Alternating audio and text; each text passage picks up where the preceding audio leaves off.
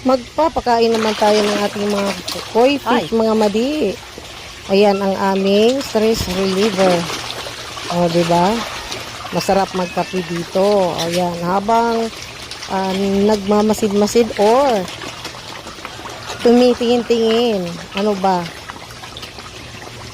Nagmumuni-muni. Nagkakape habang nagmumuni-muni kasama ang mga isda, o diba? Oh. Sinong mga fish keeper dyan? Ayan, since pandemic po ay may alaga na po kami mga koi fish. Ayan, source of income din po namin dati yan. Pero sa ngayon, taghirap ang mga tao dahil sa mahal ng mga bilihin, medyo mahina ang bintahan. Kaya hindi muna kami nagbi-breeding. Ayan, maliliit pa yan dati. Ngayon, malalaki na sila. Ayan ang aming stress reliever. O, diba?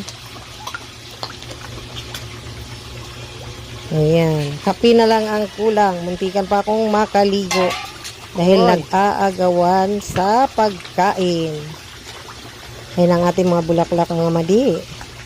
Sino ba mga plantitos dyan? Ayan. Mahilig kami sa mga plants. Ayan. Mahilig din kami sa mga isda. Meron din kami tilapia, meron kami betta fish.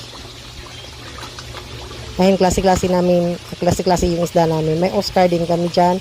May shark din kami. O, diba? Sinong nakaka-relate sa buhay fish keeper? Ayan. Habang nagkakape,